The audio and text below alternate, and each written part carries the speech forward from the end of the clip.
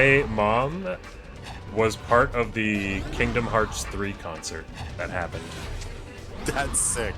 So I guess the way that those big concerts work is that for just the choir itself, because it doesn't need to be like a specific group of people. Like, as long as the people singing know the songs, like, choruses only sound so different from each other. Like, as long as they're good at doing what they need to do. Right, as long as everybody's actually, in pitch. Yeah. So I guess for the most part, when they do those big traveling shows, they just hire local, like, chorus groups. And my mom was part, is still? I forget if she's still part of it. I don't think she is anymore. But, she was part of a big choral group at the time that got signed on by the Kingdom Hearts 3 concert, so she actually sang in it. And That's dope. The funniest part to me... Oh, two funny parts. One is that there was a short period of time where my mom had a Kingdom Hearts cover photo on Facebook, which was very surreal. Apparently, they tried to, like, lore dump everybody that was singing in the concert about Kingdom Hearts, so they had, like, an idea about it. Or maybe they gave, like, the most surface-level thing in the world about it. And my mom was like, yeah, I had no idea what they were talking about, but I don't know, it seemed cute. Yeah, if it's a normal anime game, I feel like that works better as a normal anime game, because they're like, okay, this is some weird anime stuff. But the fact that Mickey Mouse is in it, and, like, I just feel like explaining it, especially to people who just have no clue what it is as a franchise, must have been very surreal and strange. Yeah. Plus, it was, like, a bunch of probably, like, 50 to 70-year-old people that were getting this lore dump about Kingdom Hearts on them. It's like, Goofy? Okay, well, he's a knight, and he has a shield, and he bashes people to death with it. Oh. I mean, that's a game series that has a plot that's hard to understand, like, even if you're intensely, like, reading the wikis all the time. Well, yeah, I mean, it's hard to understand, and on top of that, the aesthetic of it is genuinely hard to comprehend, especially if you're already been introduced to those elements as classic Americana, goofy, dumb culture. Like, yeah. I don't even...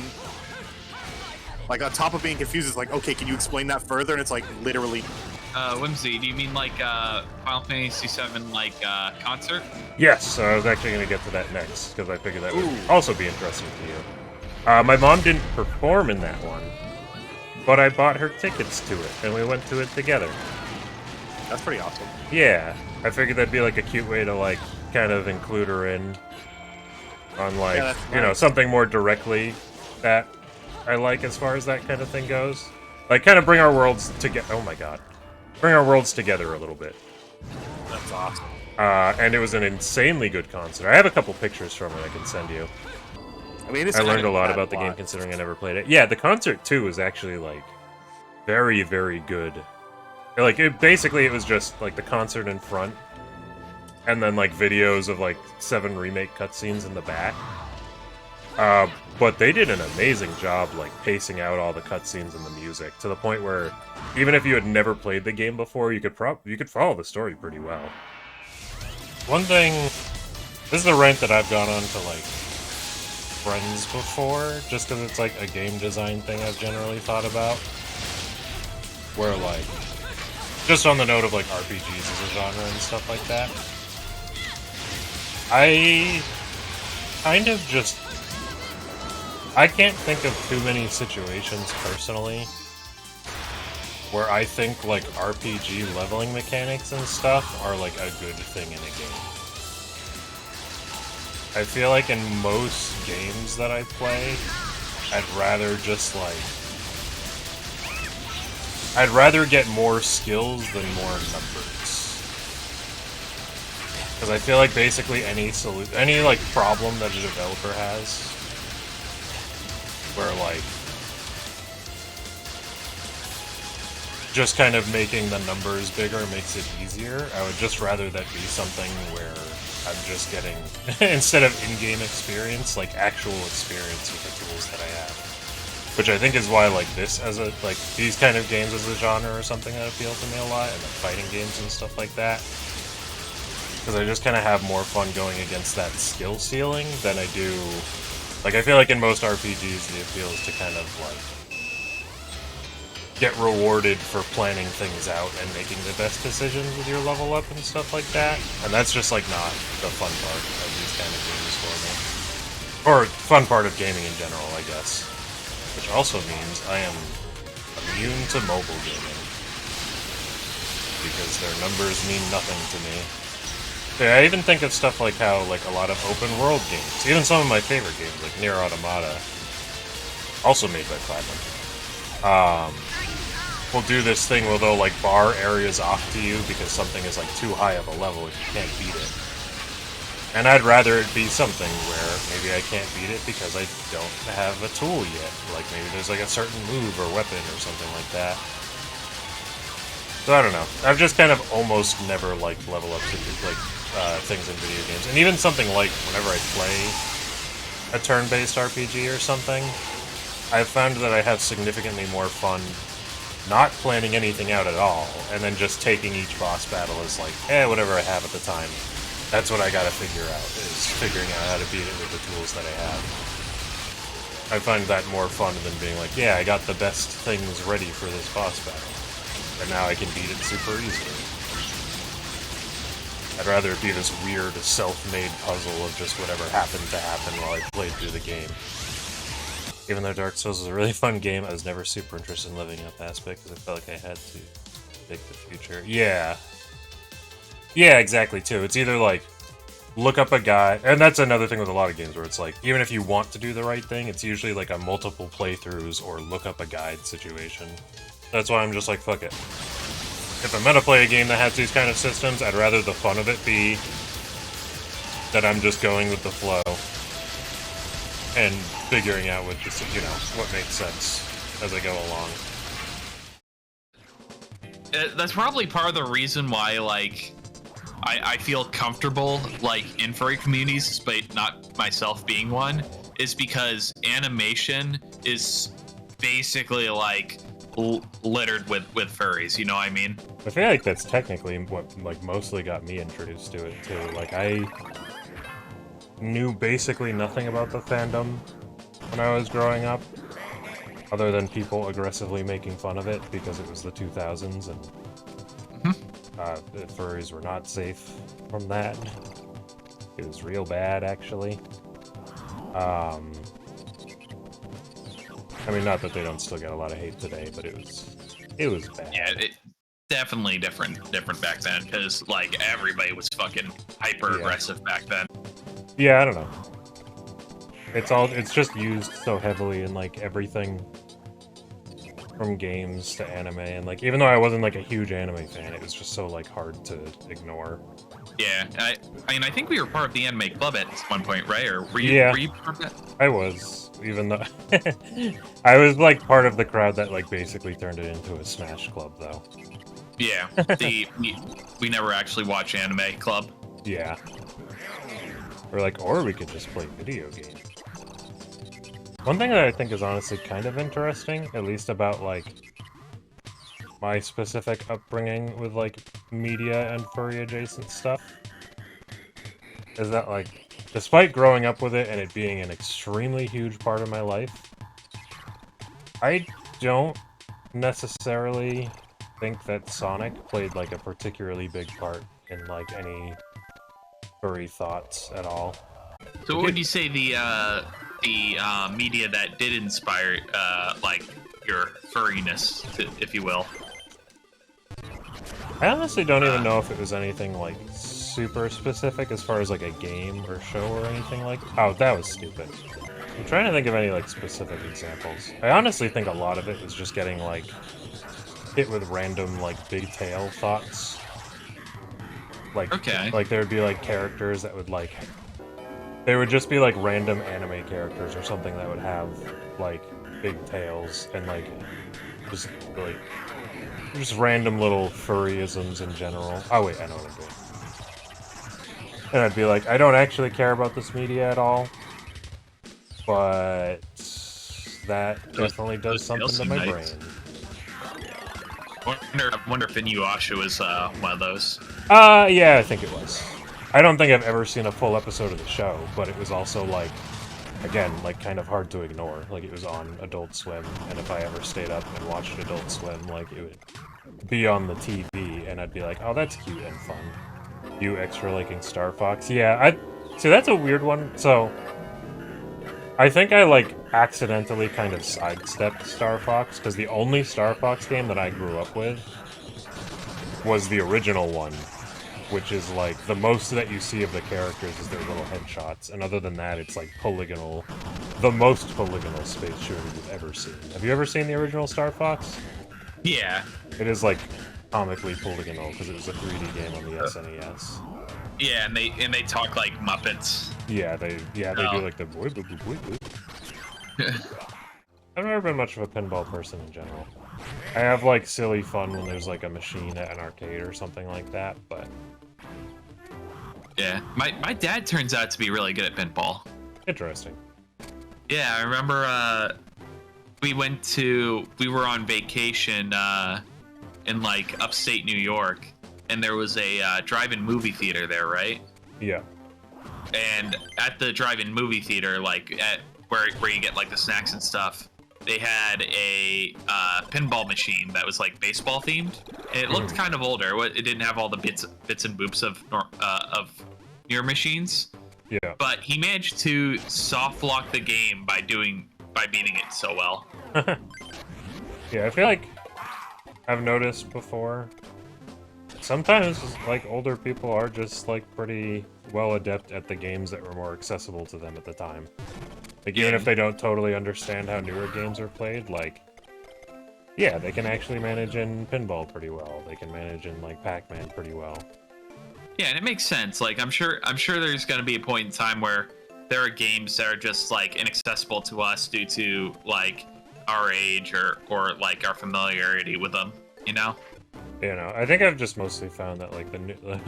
so far, I think the new generation gap in gaming that I just can't wrap my head around is what people find enjoyment out of in most mobile games. It's just so not my style. But mobile games in particular, I guess the thing for me is that I've never... Games that balance themselves around money are almost always balanced so poorly that I want nothing to do with them. So it's very weird to me that it's like the standard. It's especially with how big mobile gaming is, it's almost like literally what people get out of okay. It's like some people, it's like most of their exposure to games is games just functioning like that, and that's so bizarre to me. Yeah.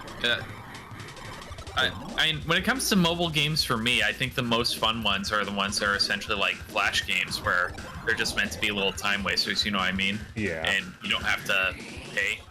Actually, I've definitely talked about, like, me being into, like, you know, the Smash community as being one of, like, my first fighting game communities. But I don't know if I've ever necessarily talked about, like, my history with it. Or, like, how it kind of, like, started. With Smash, I started playing as far back as, like... I mean, I guess childhood in general. Like, I played the 64 on a bunch, I played Melee a bunch. I played Brawl a lot more. I played that a ton, just, like, with my friends and stuff in general. But I still never considered going to a tournament. But I think what accidentally ended up happening was that me and the friends that I played with just coincidentally ended up just playing with tournament rules. Oh, you know what? I'll just, like, play through some of it. But yeah, no. I played Brawl so much with my friends that I got, like, a really decent understanding for the game. When Smash 4 finally came out, at that point I was in college. And I wasn't playing it quite as much with, like, the friends that I grew up with playing Smash with. But because I was in college, and because it was for 3DS, I actually ended up meeting a ton of friends in college that were playing kind of on the same level as I was, which was something that was very rare to me. Like, I had personally played the series so much that I had one friend that could be, like, toe-to-toe with me. And that was basically it. And he didn't end up really keeping it, like, he didn't fall into, like, the competitive community rabbit hole that I did. So I don't really still play with him, like, on that level today. But at the time, like, one of my close friends I played Brawl with was the only one that could keep up with me. And then when I met a bunch of people at school that could, I was like, holy shit, this is wicked cool. We can actually get a lot better off of each other, like, playing this game together. Even if it was just the 3DS one. it was still something I could make a ton of progress on. And that just felt really cool, especially to do with like a community like that. And there was just a random day where somebody brought up the idea of trying to go to a tournament, which I live in a very good area for. And the first tournament that we decided to go to was at like a random tiny YMCA that was pretty close by to where the school was and to where a lot of those people lived. Like the people that I went to school with. And we went to that tournament. I even went with that like childhood friend of mine. And we both did really well in it, which was surprising because like we were obviously super intimidated. We didn't even know what tournament level play was. But we just happened to get to a pretty solid point just playing the way that we happened to like playing the game. Which was kind of like, you know, items off, reasonable stages. Like we didn't know like the tournament list, but we like kind of made up something close enough to the tournament list that it felt right.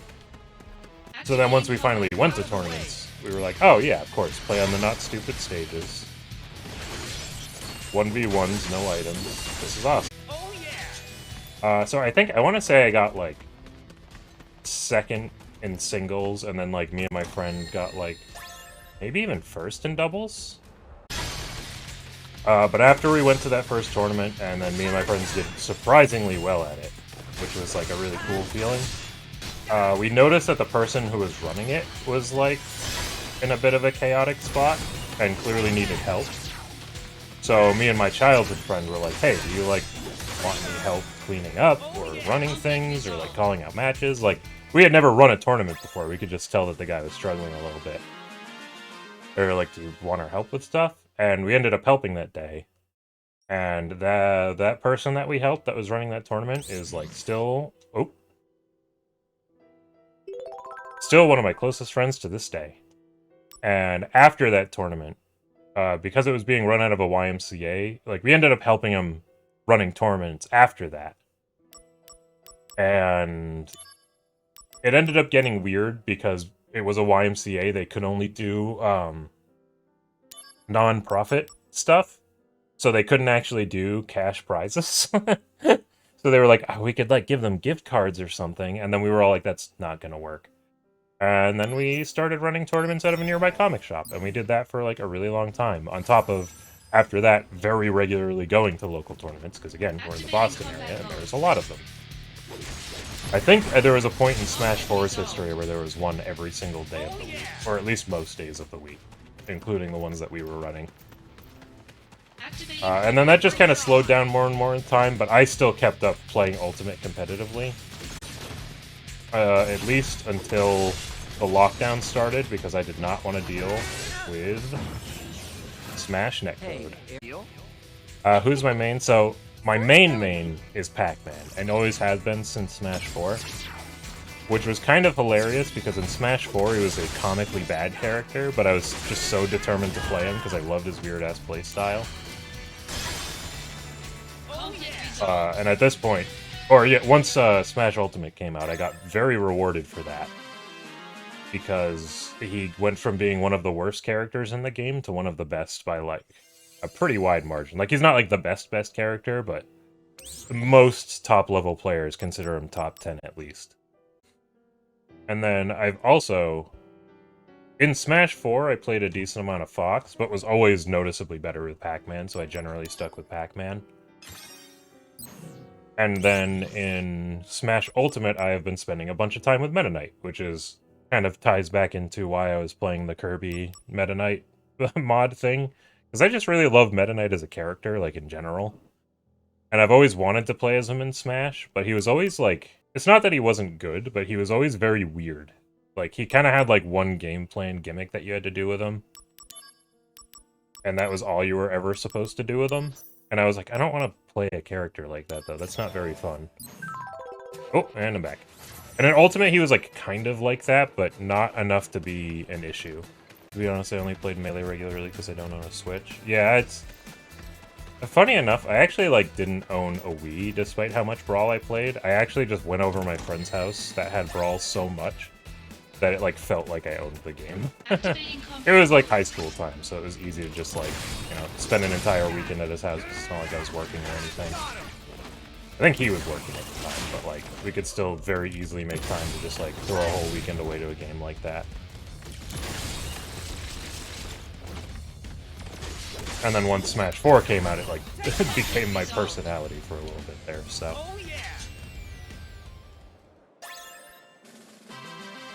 Yeah, the netcode in Smash 4, or Smash in general, is just so bad that I'll basically only play at tournaments or with my friends in person, which is a lot of the reason I slowed down with the game. And a lot of the reason that I picked up a BlazBlue as much as I did. I've been actually following the BlazBlue series for an extremely long time. Like, I played it since the first game came out, but I never quite understood, like, how to play fighting games on a technical level. I just kind of, like, hit buttons and it looked like I was doing good, and I kind of understood how a combo worked or whatever. But I was actually following it, like, for the story and stuff, which is weird for a fighting game, but it would make sense if you know anything about BlazBlue. They basically have, like, an entire visual novel story mode in those games that span dozens and dozens of hours of just characters talking.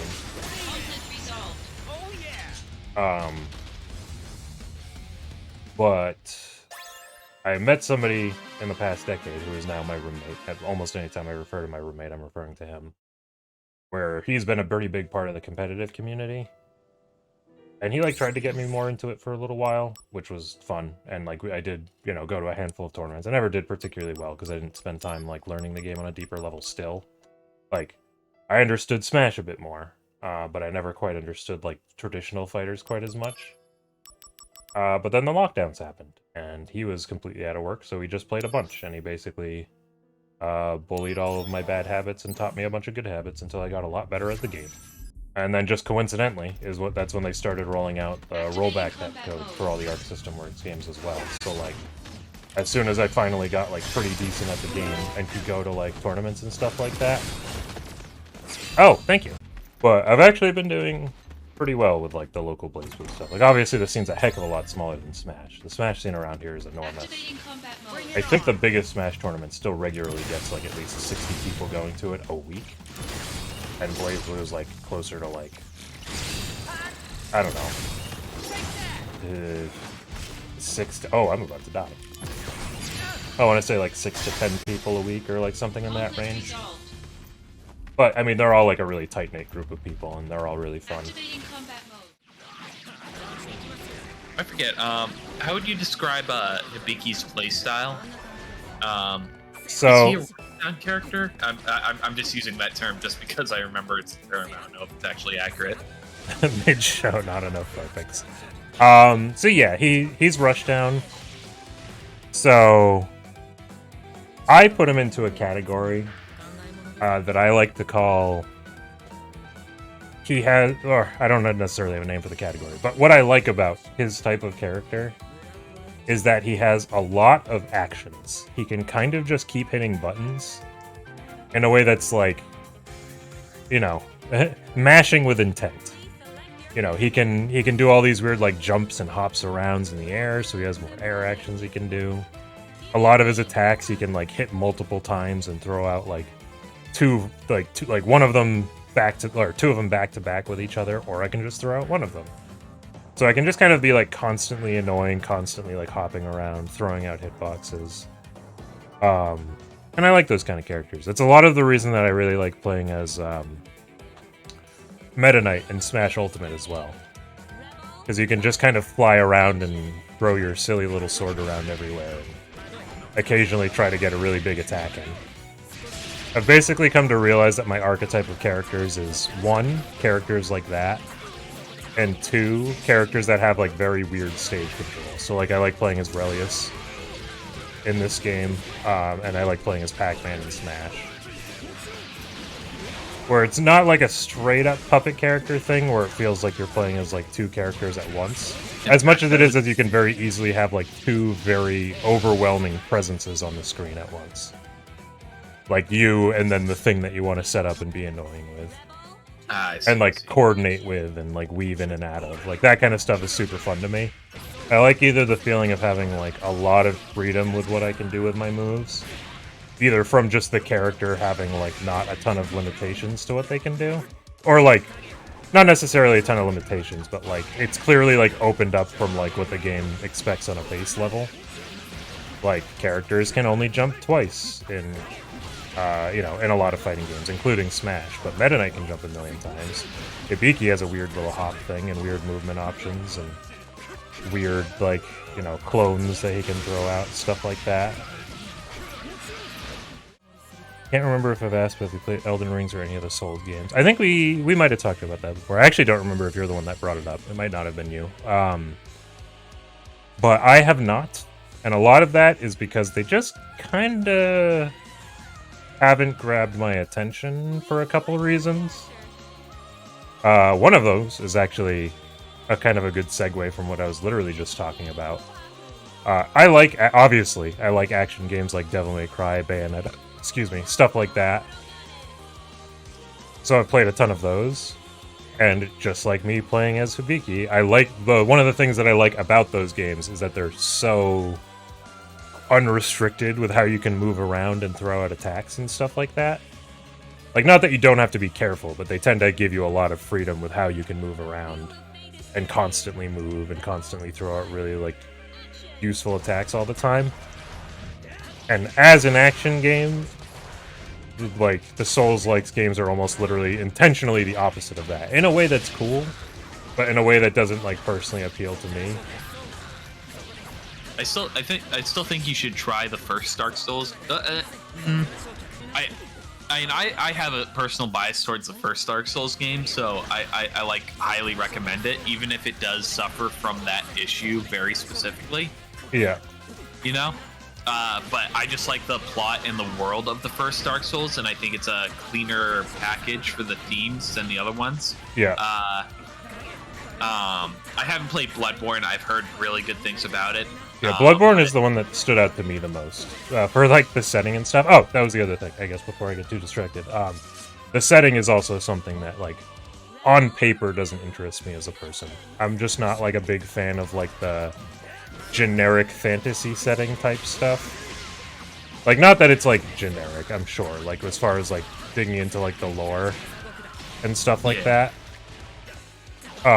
Like, obviously, every fantasy story like that is different.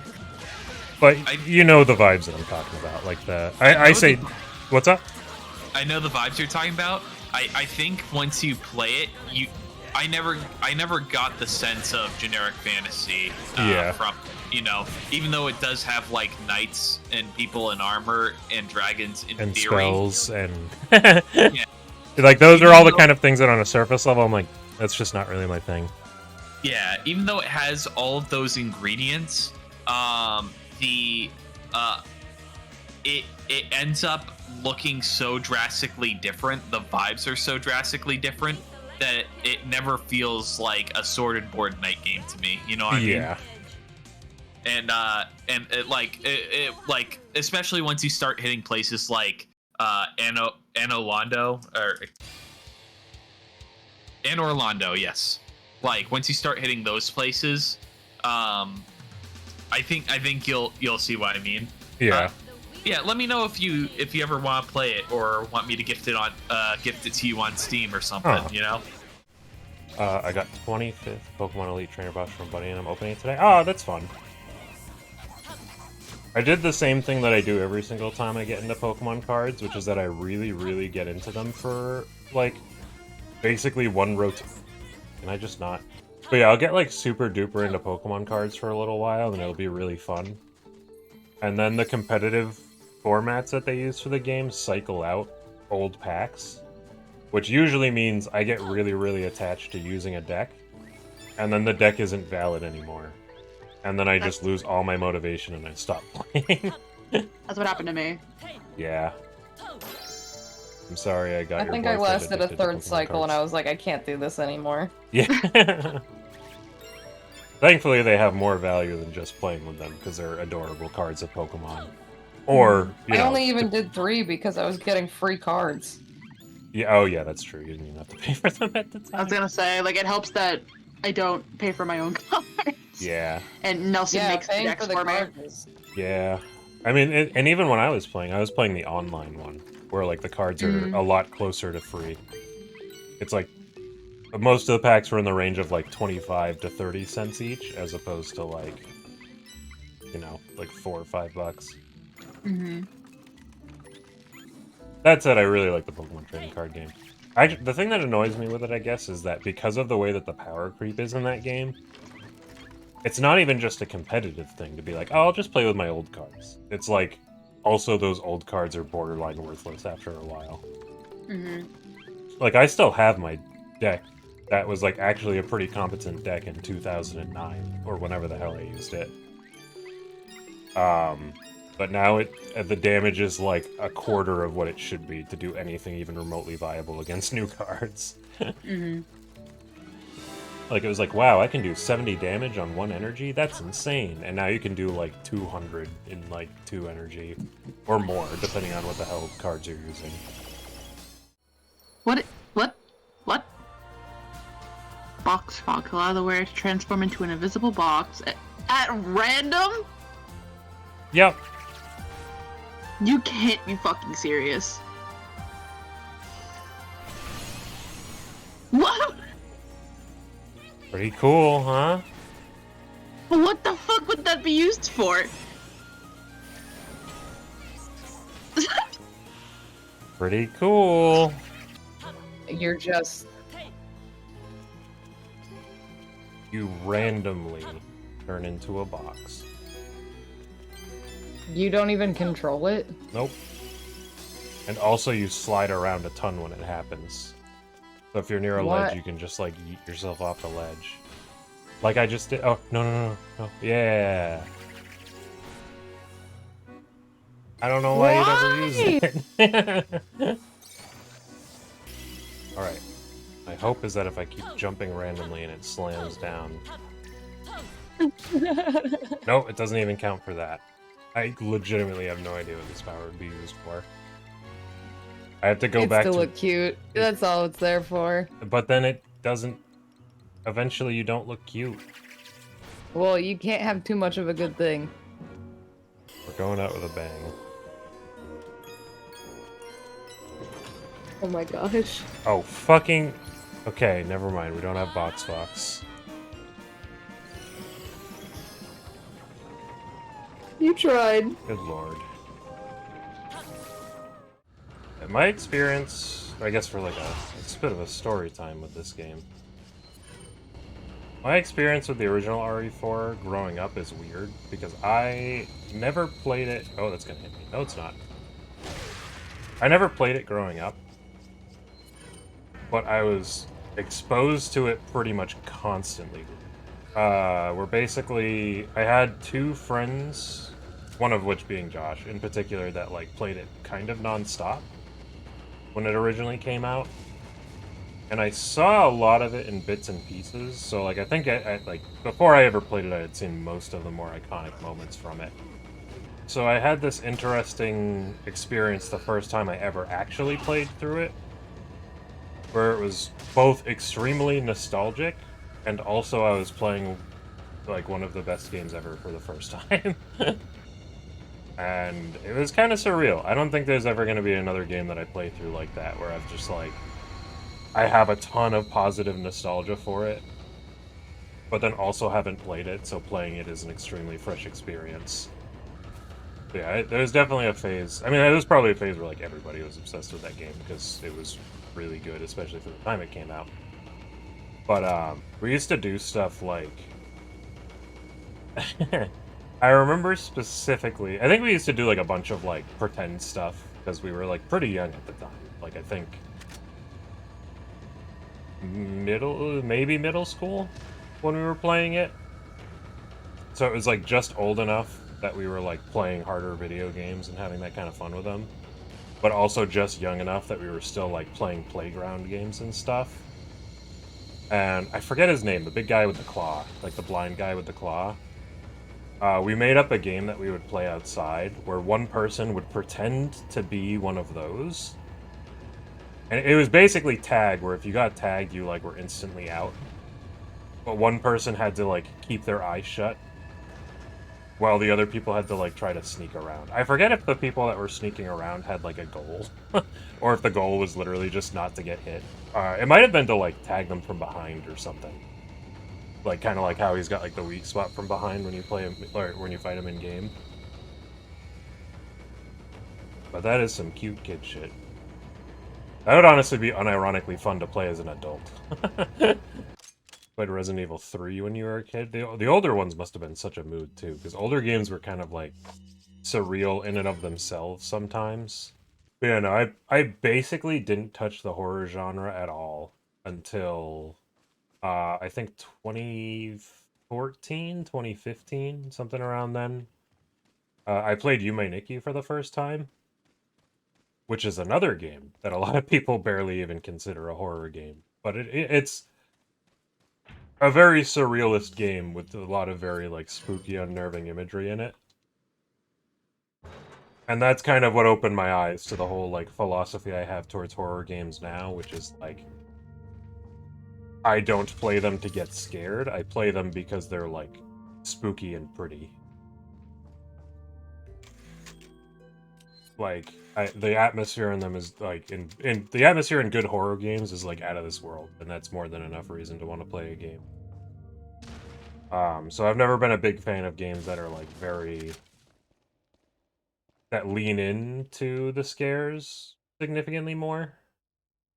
Yeah, I guess I just growing up assumed that horror games were a lot more strictly about wanting to scare yourself, and in my head I was like, why would I ever want to do that? I've never liked the sensation of being scared. Why would I intentionally put myself through that for an entire long-ass game? Actually, another thing that I just remembered, a testament to how obsessed my friends were with Resident Evil growing up, to the point where I, like, kind of just went along with the hype train for it, even though I didn't play it myself, was that there are pictures of me somewhere at my mom's house, like, physical, like, printed out pictures, of me wearing a Wesker costume for Halloween. I was probably, like, less than 10 years old. And I want to find those pictures really badly. That sounds very cute and silly.